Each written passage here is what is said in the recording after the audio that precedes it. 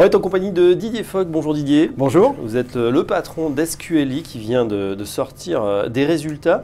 Résultats un peu mitigés, hein, si j'en crois. Donc vous allez nous dire pourquoi, sur quoi vous avez travaillé, sûrement des investissements ou des nouveaux projets. Est-ce qu'on peut en savoir un petit peu plus? Oui, bien sûr. En fait, on a annoncé, suite à l'annonce de nos résultats de croissance, qui étaient des résultats qui ont été jugés par nous et je crois par les observateurs satisfaisants, puisqu'on a posté lors du premier semestre notre 16e trimestre de croissance organique consécutif et puis notre 4e semestre. Donc ça, c'était plutôt une très bonne nouvelle, puisque c'était à la fois de la croissance organique, mais aussi ça venait être renforcé par une croissance externe qui avait été réalisée au Royaume-Uni. On a annoncé hier nos résultats plus complets, et notamment la partie profitabilité, qui était effectivement un point de difficulté sur le premier semestre, même si ces difficultés sont, de nos points de vue, complètement conjoncturelles. Et en fait, on a annoncé un EBITDA un petit peu en retrait par rapport à notre performance de l'an dernier, principalement pour deux raisons qu'on a eu l'occasion de largement expliquer dans le communiqué et aux analystes hier. La première, c'est qu'on a eu un effet calendaire qui n'était pas favorable. On est dans une activité de service, on est dans le digital, mais principalement on vend du temps de nos collaborateurs et de nos talents. Donc calendrier défavorable. Et puis d'un autre côté, on vit dans un monde digital extrêmement en grande effervescence en termes de personnel. Et on a rencontré un turnover important, puisque nos ressources sont désirées et désirables par le marché. Et donc ça a un peu perturbé nos activités pendant le premier semestre, mais on a mis en place un plan d'action et on va corriger tout ça pour la deuxième partie. Ça fait partie des fameux KPI, hein, ces indicateurs clés qu'on surveille attentivement. Justement, ce turnover des collaborateurs est supérieur à 20%, je crois qu'il atteint 27, 22%, 23%. 23, oui. 23%. Alors c'est un peu moins bien que le secteur. Qu'est-ce qui se passe là? Vous dites que vos talents sont chassés. Ils ne sont pas bien chez SQLI? Alors je crois qu'ils sont bien, puisqu'on a pour habitude à chaque fois qu'un de nos collaborateurs s'en va de faire une petite enquête pour savoir quelle est la raison. Et il se trouve finalement qu'elles sont au nombre de 3. La première d'entre elles, et la principale aujourd'hui, et c'est une accélération, ce sont nos clients qui nous prennent nos collaborateurs. Pour une raison simple, c'est que les projets digitaux sont en train de se structurer, les entreprises se structurent, elles ont besoin de gens pour pouvoir conduire leurs programmes. Et il se trouve que de temps en temps, trop souvent à notre goût, mais malgré tout, ce sont des clients et des partenaires, ils choisissent nos collaborateurs pour conduire ces programmes-là. Donc ça, c'est plus de 40% des départs. Ensuite, on vit avec une génération très particulière dans le monde du digital. On a des collaborateurs qui ont entre 25 et 30 ans. Ces collaborateurs aujourd'hui beaucoup d'entre eux choisissent le monde du freelancing. Finalement, le filet de sécurité du salariat n'est plus une nécessité compte tenu de la demande.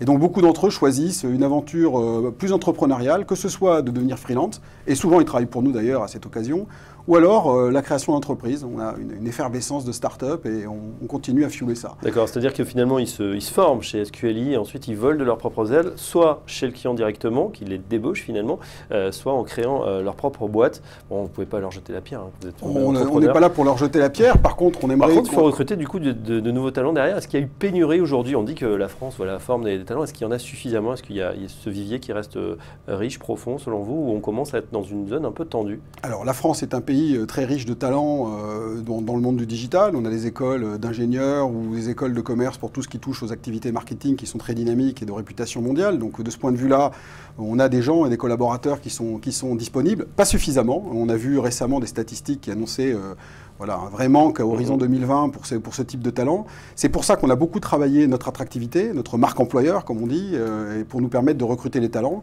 On a un plan de recrutement de près de 700 personnes cette année. À date, on a signé exactement ce matin, je l'ai vérifié avant de venir, 494 contrats nouveaux.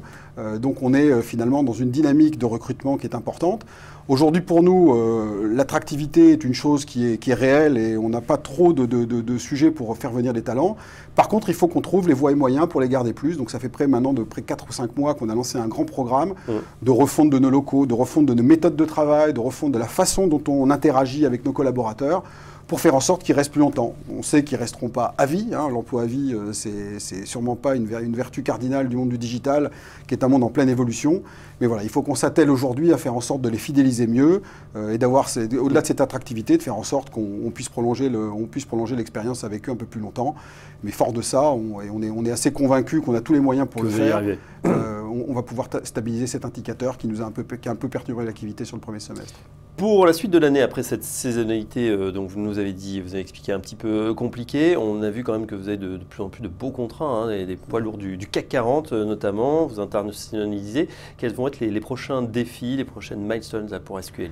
Alors d'abord, les prochaines milestones, on en avait une importante, puisque dans l'annonce de notre plan qui s'appelle Move Up 2020, il y avait une volonté extrêmement forte d'internationaliser notre activité, et notamment en Europe du Nord, qui était la cible qu'on s'était choisie pour des raisons de croissance et de profitabilité de cette zone dans le monde du digital.